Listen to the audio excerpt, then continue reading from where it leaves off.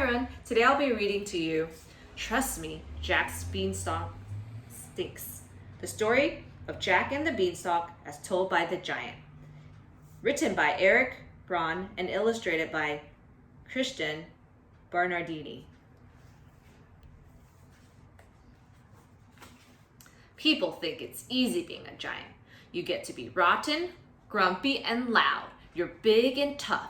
You have gobs of treasure, and nobody tells you to behave.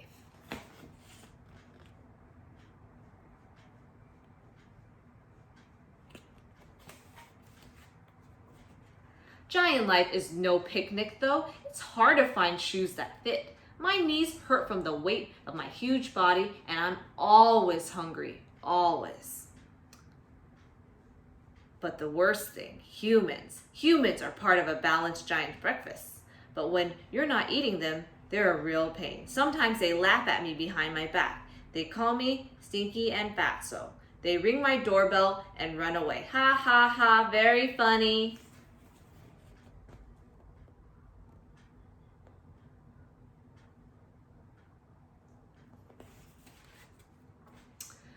The boy named Jack was extra bold. He came up through the clouds one day while I was out gathering a small breakfast. He tricked my wife into feeding him, then hid inside my house. I mean, come on! Would he hide inside a human's house? That's a crime.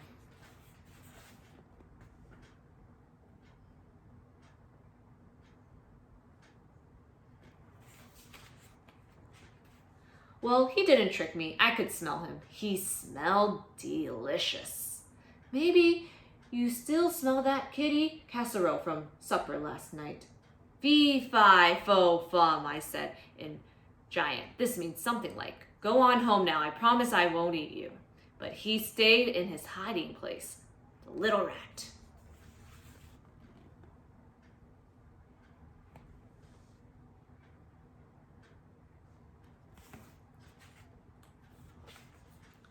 After breakfast, I took a nap like I always do. Eating makes me tired, and when I did, Jack stole a bag of gold. Humans, nutritious and sneaky.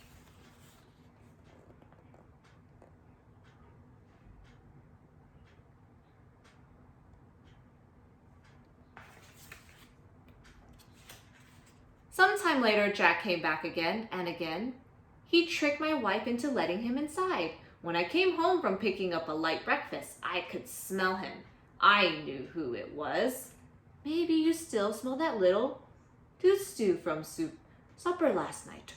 Fee, fi, fo, fum, I yelled. This can also mean give me back my gold, and we'll call it even. I definitely won't eat you. But he didn't come out.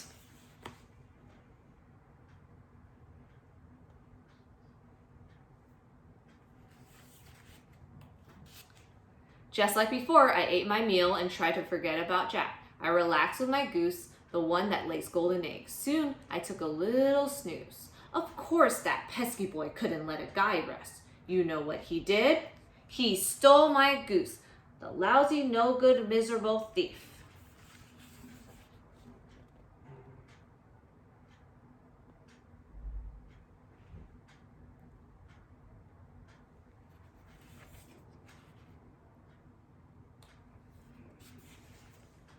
The last time Jack came around, I called out, fee, fi, fo, fum.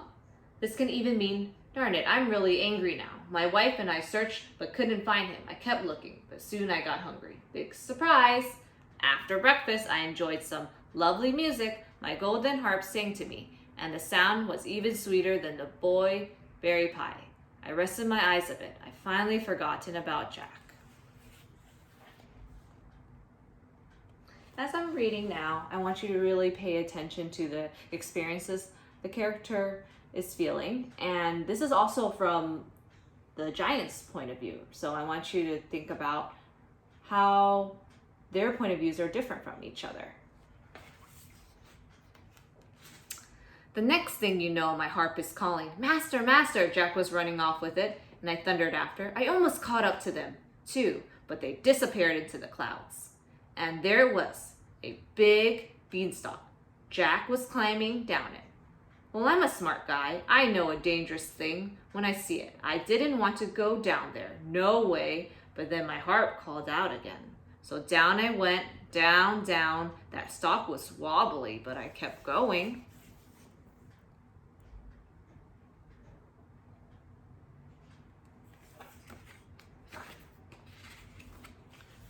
The beanstalk shook once, twice, then toppled over. Jack had chopped it with an axe. I fell and broke my crown. That's an old-fashioned way of saying I whacked my head real good. Even if you're a big, tough giant, that hurts.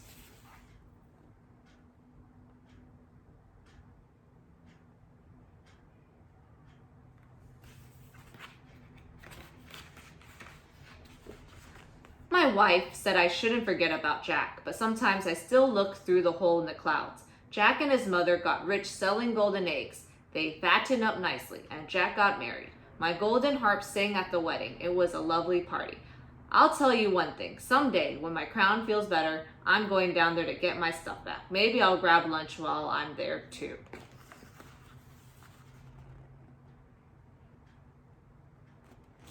And that's the end of the story. I really hope that you learn a different perspective of this type of story. And I know that some of you may have heard of the original Jack and the Beanstalk, so this is a little twist on it.